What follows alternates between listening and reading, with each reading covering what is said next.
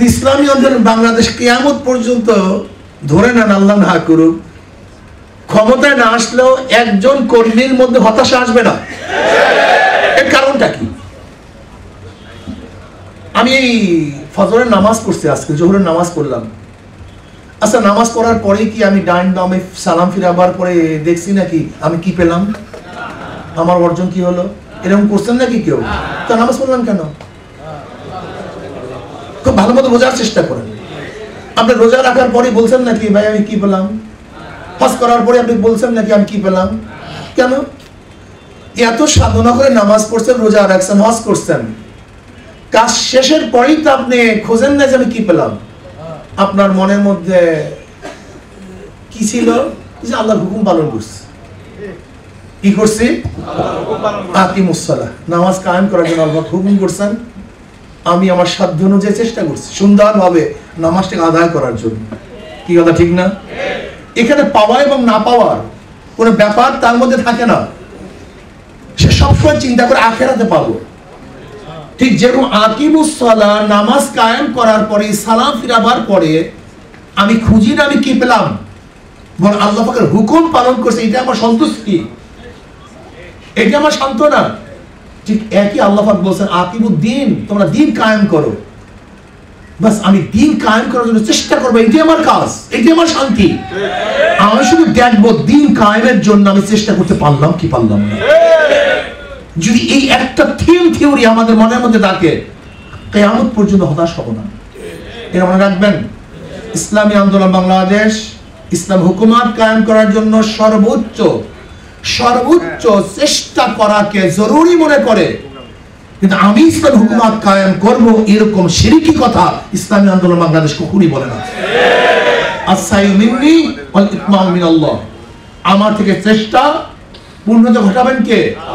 তবে আপনার সর্বোচ্চ চেষ্টা করতে হবে, জান মাল সময় কুরবানি দিতে হবে, সর্বোচ্চ কুরবানি দিতে হবে, সর্বোচ্চ কুরবানি দিতে হবে।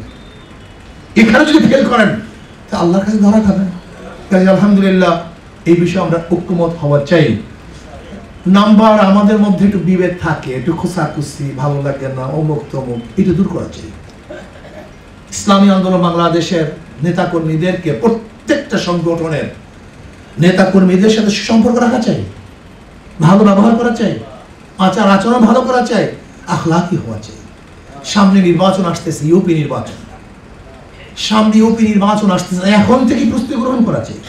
এখন থেকে, যেহেতু আগামী নির্বাচন ইসলামী আন্দোলন বাংলাদেশ ইউপি নির্বাচন, স্থানীয় নির্বাচনে অংশগ্রহণ করবে, যেহেতু আগামী ইউপি নির্বাচন ইসলামী আন্দোলন বাংলাদেশ অংশগ্রহণ করবে, আজকের থেকেই প্রস্তুতি গ্রহণ করা দরকার। ভুল না করি, এখন থেকে চেষ্টা করা চাই, এখন থেকে ক্যান্ডিডেট নির্বাচন করা চাই, এখন থেকে প্রার্থী নির্বাচন করা চাই, কোন প্রার্থীকে ওখানে দেওয়া যায়, এখন থেকেই আমরা প্রার্থী নির্বাচন করে চুজ করি, এটা আমাদের করা দরকার।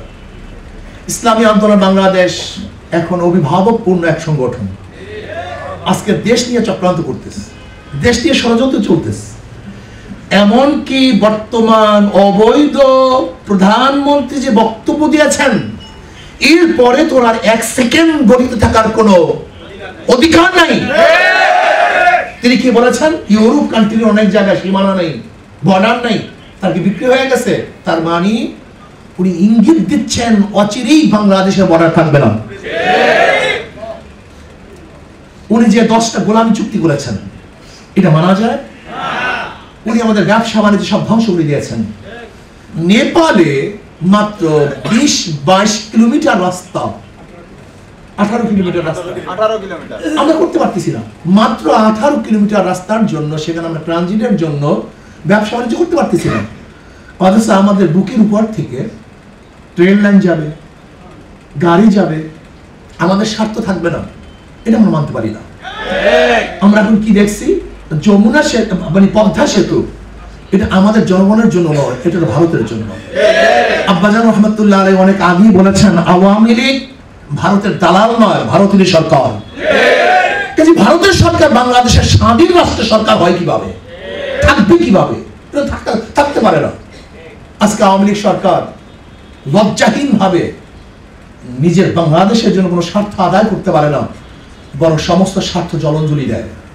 আজকে বর্ডারের মধ্যে অবৈধভাবে আমাদের দেশে মানুষকে হত্যা করা হচ্ছে, সেই ব্যাপারে কোনো চুক্তি করতে পারে না, পানি নিয়ে কোনো আলোচনা করতে পারেনি। আমাদের দেশের পণ্য সে দেশে যাবে এরকম কোনো চুক্তি সেখানে নাই। আমাদের দেশের মানুষ সেখানে গিয়ে চাকরি করবে সেরকম কোনো চুক্তি শেখ হাসিনার গোলাম সরকার করতে পারে নাই। আজকে আমাদের নৌবন্দর তারা ব্যবহার করবে, সেই চুক্তি করে আসছে। আজকে ব্যবসা বাণিজ্য তারা নিয়ন্ত্রণ করবে, সেই চুক্তি করে আসছে। আজকে প্রতিরক্ষা মন্ত্রণালয় আমি তারা চালাবে, সেই চুক্তি করে আসছে। আজকে আপনারা দেখেছেন সেন্ট মার্টিনের অবস্থা, মনে হয় যেন দেশটা বিক্রি করার চক্রান্ত করতেছে। ইসলামী আন্দোলন বাংলাদেশের নেতা কর্মীদেরকে সচেতন হতে হবে।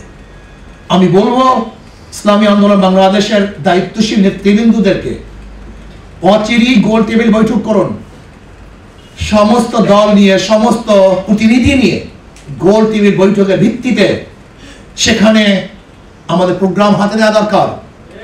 বাংলাদেশে এই অবৈধ ভারতের সরকারের বিরুদ্ধে বাংলাদেশের প্রত্যেকটা নাগরিক ঐক্যবদ্ধ করে এমন আন্দোলন করে তুলতে হবে যেখানে ভারতের সরকার বাংলাদেশে থাকতে পারবে না। কাজ করতে হবে, উপায় নাই, দেশ রক্ষা করতে হবে, এই ভূখণ্ডকে রক্ষা করতে হবে। এর কারণটা কি? এখানে আমরা যে আসছি কারোর বিদেশে বাড়ি নেই, একজন, প্রত্যেকের বাড়ি এখানে, ঘর এখানে, কিন্তু যারা সরকার চালায় ওদের হাজারো দেশে বাড়ি আছে, ওদের পালাবার জায়গা আছে, কিন্তু আপনার আমার এই দেশ ছেড়ে যাওয়ার কোন জায়গা নাই। এই ভূখণ্ডকে রক্ষা করতে হবে, এই মাটিকে বাঁচাতে হবে, এই দেশে থাকতে হবে। এই ভূখণ্ডকে রক্ষা করার জন্য আপনাকে আমাকে সর্বোচ্চ ত্যাগ করতে হবে, আর একটা যুদ্ধ করতে হবে, আর একটা যুদ্ধ করতে হবে, সেই যুদ্ধের জন্য প্রস্তুতি গ্রহণ করতে হবে।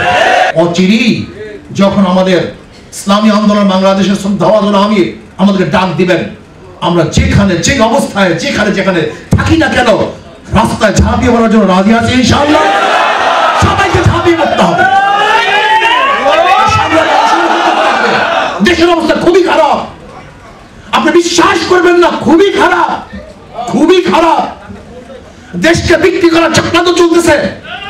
আজকে অধিকাংশ মিডিয়া ভারত কর্তৃক পরিচালিত, অধিকাংশ অফিসার ভারত কর্তৃক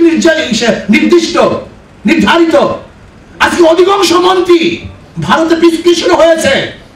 আজকে সচিবকে ট্রান্সফার, সচিব হবে কে? এটা ভারতের ধারা হয়। আপনারা জানেন না ভারত আমাদের দেশে কি আগ্রাসন করতেছে। এই অবস্থা বাংলাদেশের একজন সচেতন নাগরিক কোন অবস্থাতেই নিশ্চুপ থাকতে পারে না।